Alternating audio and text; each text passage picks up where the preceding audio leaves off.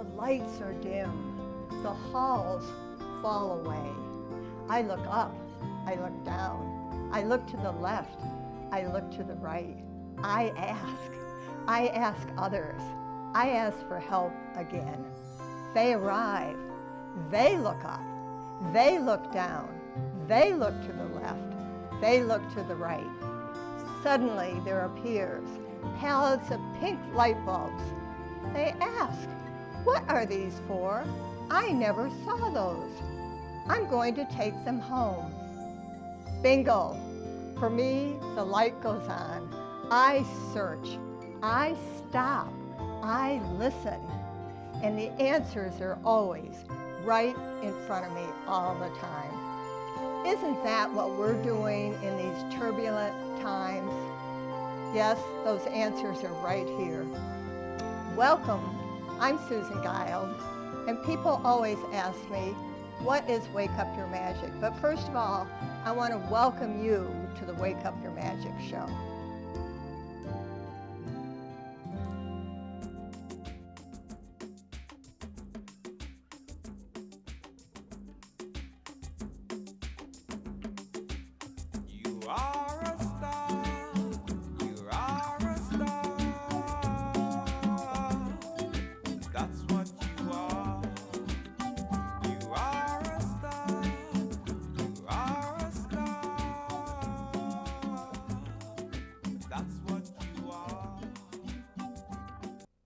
And yes, the Wake Up Your Magic show is providing you tools, facilitating new life solutions, and unearthing your very own answers by tapping into the universal power of the creative energy within. Today, I'm going to be highlighting my second book, and it certainly is all about tapping into that universal power.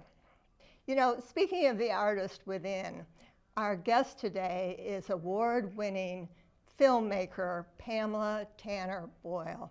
And Pam, I always want to call her Pam, has just traveled all over the country and the western part of Canada, really giving screenings about her film, and it's called Who Do You Think She Is?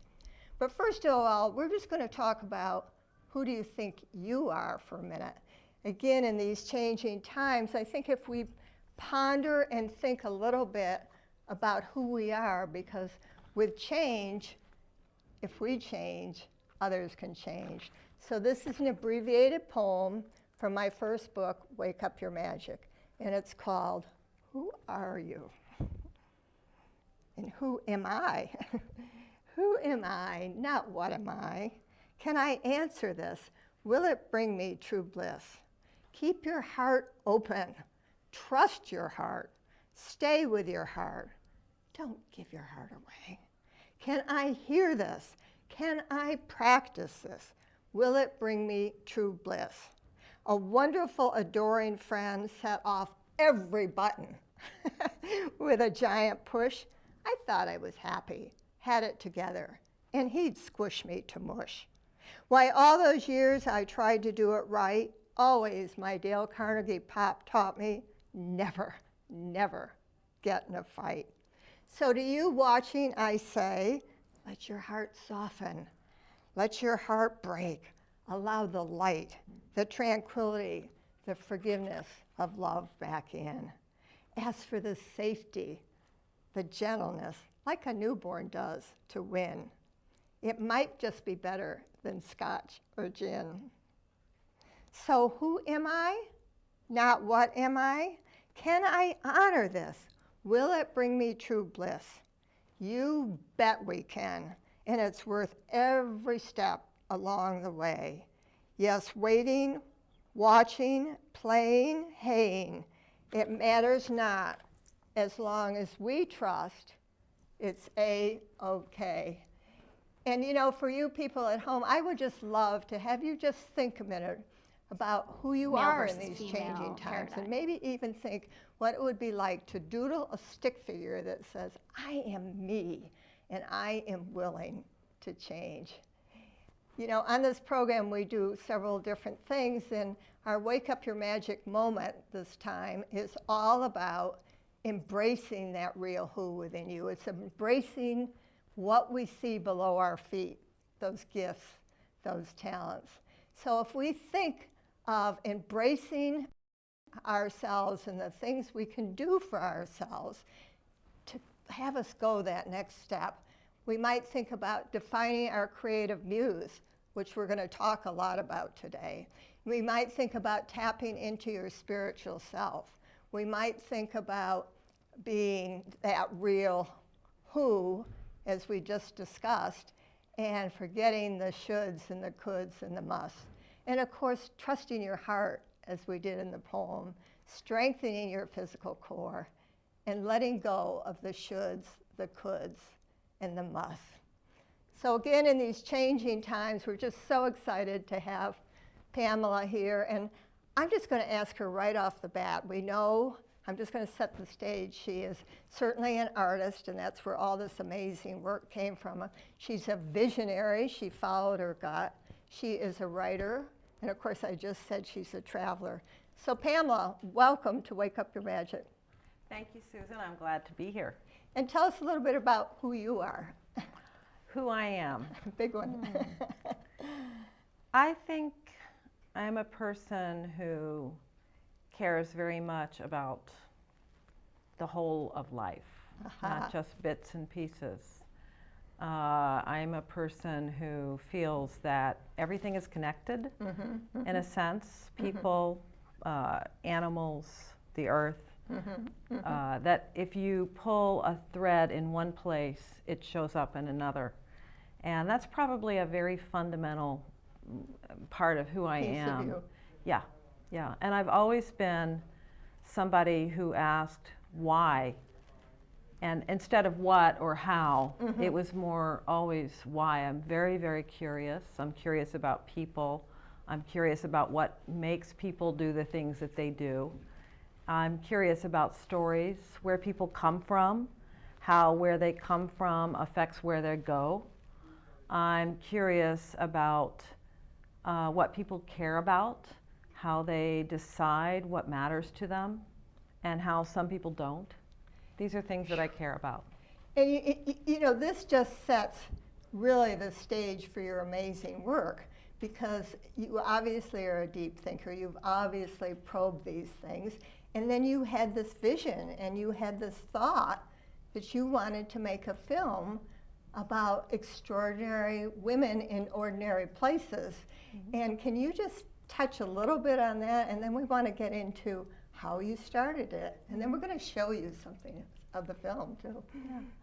Well, I had never made a film before, but 6 years ago, I felt like I was in the middle of my life, and I had some questions about where I was going. I had 3 sons who were entering their teens, and they basically said, you know, Mom, stay over there. I'm not too interested in you right now. And I had been a very happy mother, really at the center of their lives.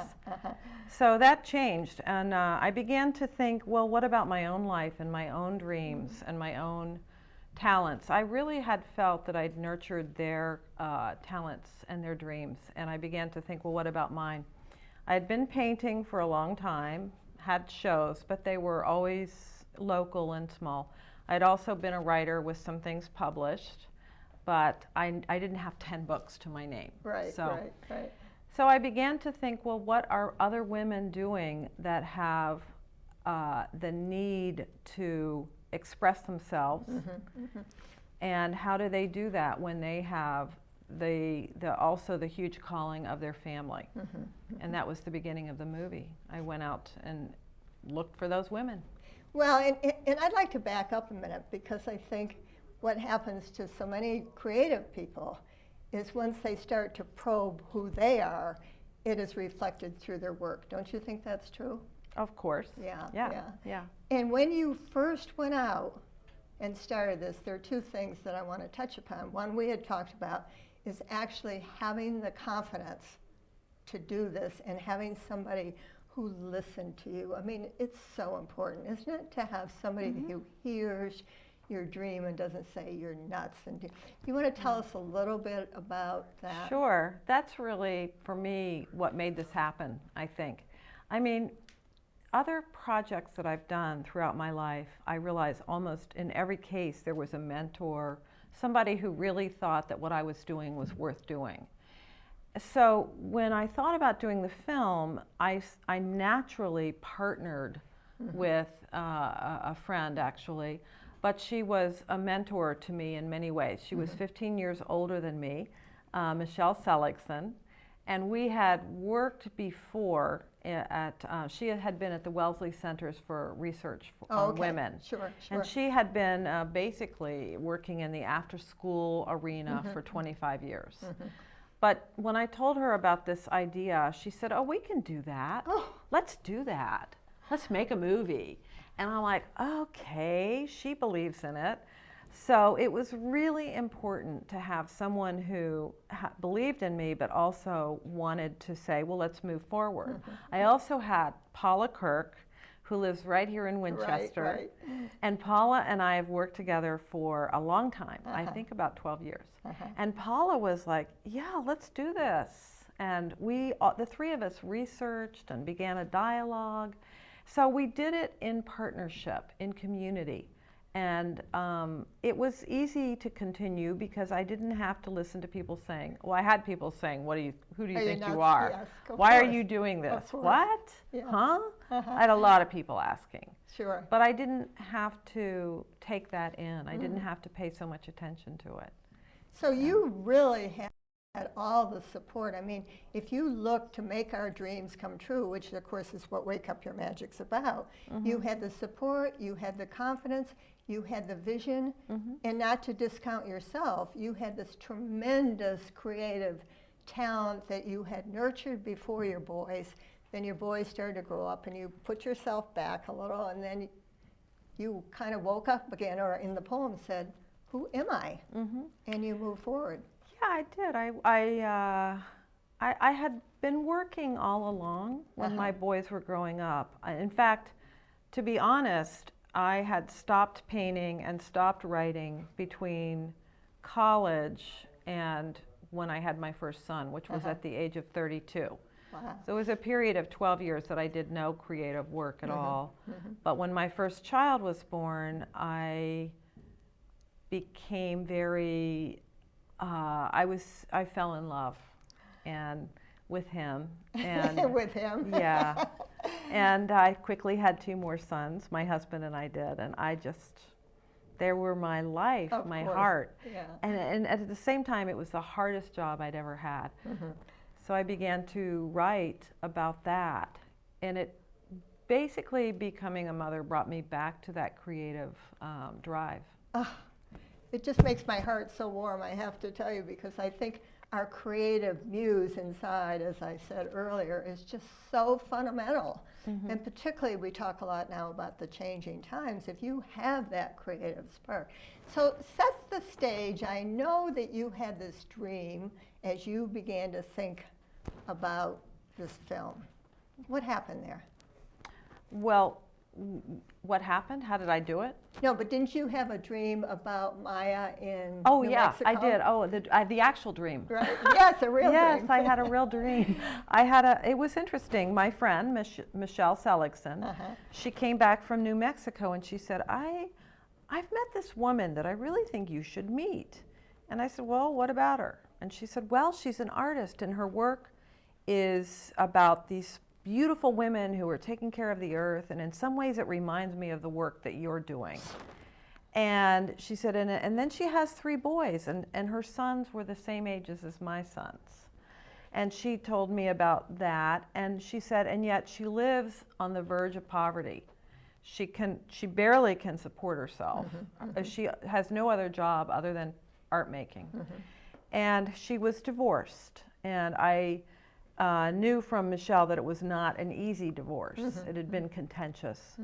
So I've been married for a long time, happily, for the most part, but we've been married a long time. So and yet here she was with all of these. And the other thing that was interesting to me about her, My friend said she had long black hair and a braid down her back, clear down to the bottom of her back. Right. And that she was Hispanic, 13th generation Taosinia. Oh, wow. And my friend also said that she thought she had some Sephardic Jewish heritage.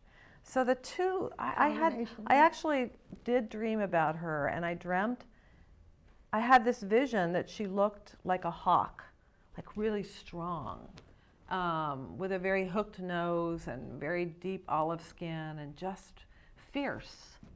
And in fact, that is what she looked like. I mean, when I met her 6 months later, I woke up from that dream and I thought, yeah, I've got to meet this woman. And so it took me 6 months to get it together, but I did. I went out and met her, and I thought, the minute I saw her, I said, God, I've got to tell this woman's story. There was a lot of heartbreak in her story. Right. And at the same time, a huge drive. Well, we're actually going to, in a few minutes, we're going to actually see your trailer, and I think you'll recognize this woman because she is so regal, and as you say, that long braid. I mean, you just couldn't help but love her. So that was the beginning of interviewing the first person, and then kind of bring us up to speed of where you went from there. Well, I met her in 2003. I didn't start actually filming until 2005, a year and a half later. That makes sense. It takes a long time, and I didn't even know where to find a camera person. I didn't even know who, So I knew nothing. In fact, I always tell the story that when I sat my boys and my husband down at the kitchen table and said, "You're going to do this? I'm going to make a movie," and they looked at me like, "Mom." "What?" And they said, "Well, Mom, you can't even turn on the camera." And I said, "Yeah, I know I can't, and that's okay. I'll figure it out. And if I don't, I'll find somebody who will help me." And I said I wanted to make a movie about women who were mothers and artists and how important it was to have this vital woman's voice coming through in our public. And my husband was like, "Okay, that's good, Pam." Yeah, Pam. He wasn't sure exactly what I had in mind, but anyway, so the whole thing was difficult. It took a long time to get it organized. Well, don't you think you get the idea, and then you start with the idea, and then you begin to meet people, and there's that whole synchronistic thing, though, too, that happens when you have this idea, and because you had Paula, and because you had Michelle, you had that support that was incredible. Oh, yeah, it was easy in some ways. It just took a while. Yeah. I mean, it was really, if anyone had seen us from the outside, they would have just said, "Oh, two girlfriends talking." Right.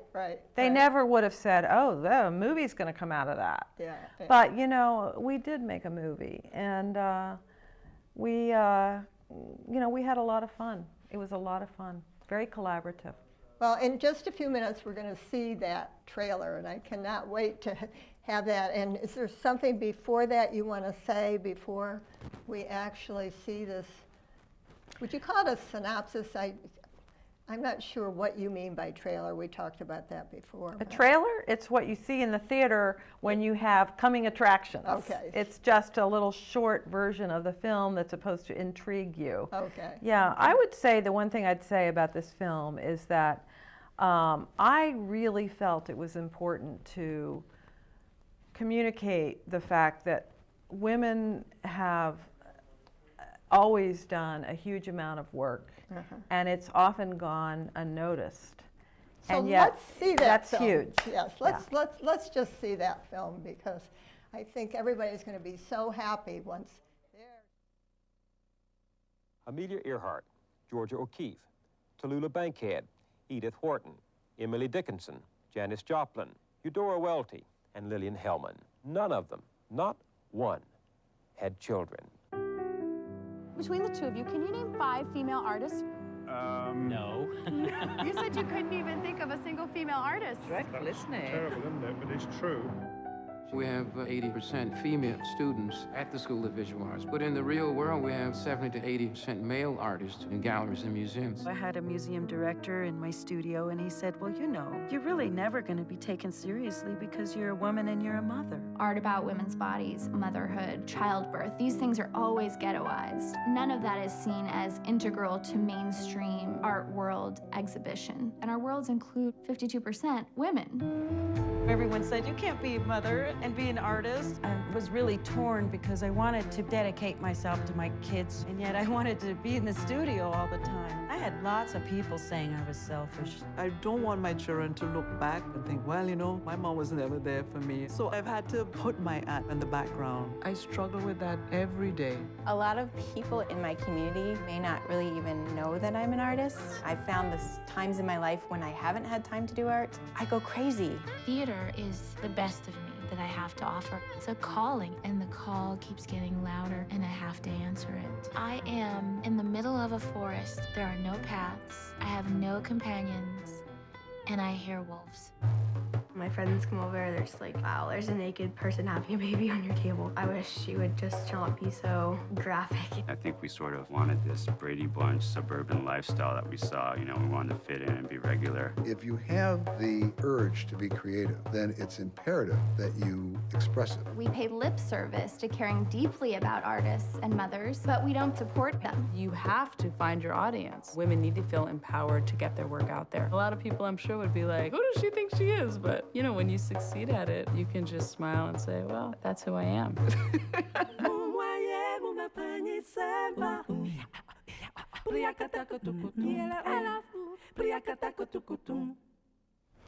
Here we go again. You know, every time I see that, and of course I've had the privilege to see it. I have not had the privilege to see you in action after the whole film.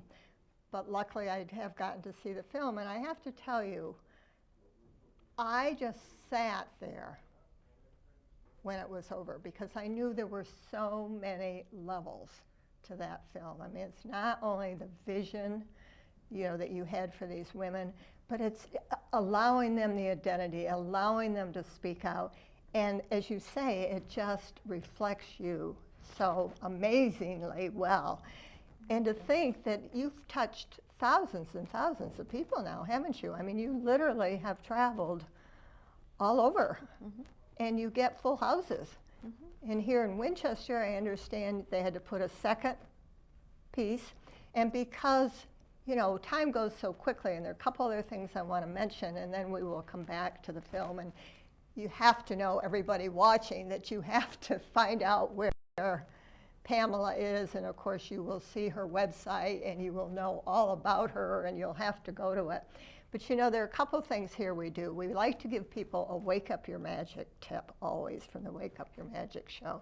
So in all the work you've done, what would your biggest suggestion for somebody themselves that have a dream? Well, I think a lot of people are afraid to have a dream because they think it will take them away from the people they love, or they're afraid that they'll be foolish looking or fall on their face. And I think a lot of us live in a place where we value safety and comfort over authenticity. And I think that if you have the courage to take a little step out of your comfort zone, whether that's surrounding yourself with the same people or doing the same things every day, if you can have a little courage to step outside, you're going to find you're so much more, you have so much more life. You just love your life so much more. And so I think that's the biggest thing I would say right now. The other thing I would also say, one other little piece, and we've talked about it before, and that is, very often, I think maybe women more than men, they need a partner in this. They need somebody who teamwork, goes with them on this journey or cheers them on.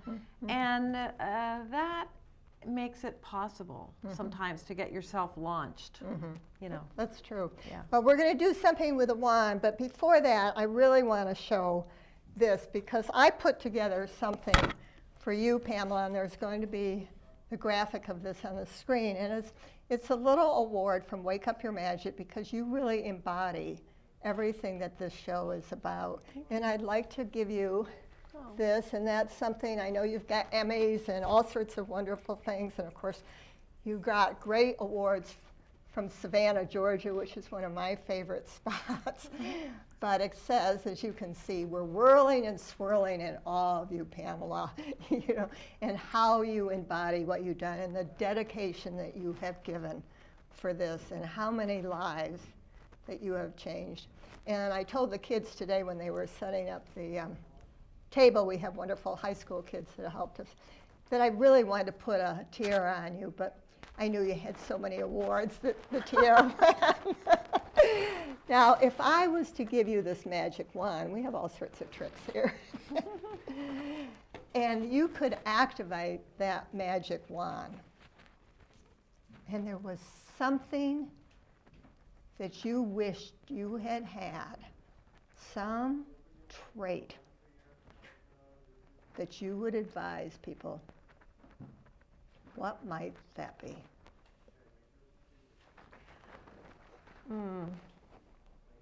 Believe in yourself and go through the world with love. Not aggression, not hate, not feel like you have to get ahead or, you know, you have to like work really hard and leave the people that you love behind. Yeah, those things. Believe in yourself. And the question was about you, so would you say that's something you wished you had more of? No, I think I found that I had plenty of it. I think so too. Yeah, I Good had for you. plenty of it, but I wasn't trusting myself to use it. Yeah, yeah. Yeah. Okay. I kept it Hidden. quiet for a while, Yeah. and now it's not quiet. Well, it is so out there, and I want you to tell us right off the bat the name of your website. I want you to tell us a little bit about what you would advise people go to when they go to your website, and touch on your blog a bit. I mean, I just love your website. I go to it all the time. It refreshes me, it empowers me. It's all those wonderful pieces. Oh, thank you, Susan. That's so nice. The blog is Who Does She Think She Is, and .net, www.whodoesshethinkshеis.net. It is an interactive blog. The trailer that you just saw was on there, but we also have hundreds of photos that are behind the scenes, what happened while we were making the movie. We also, every single one of the women that we've dealt with in the last 6 years, whether they were actually profiled or not, we have their websites and their information. So you can get a lot of information about how do you get started on something creative when you've never done it before. And the other thing that we have on the blog are lots of sites that have to do with just, you know, women's empowerment and women's issues in the world. And then we have the blog, as I said. And you can also go and find out where the film is playing around the country. So, for example, in June, well, actually this weekend we're going to be in Winnipeg, and we're in anyway, we're all over the place. And if you look on the blog, you can find those places. So I want each of you, I could ask you a million questions, but I want each of you to go to Pam's site. It'll be on the screen. And in closing, I just want to say, wake up, make life your very best. Look up, look down, create who you are, live your purpose, and let your dreams do the rest.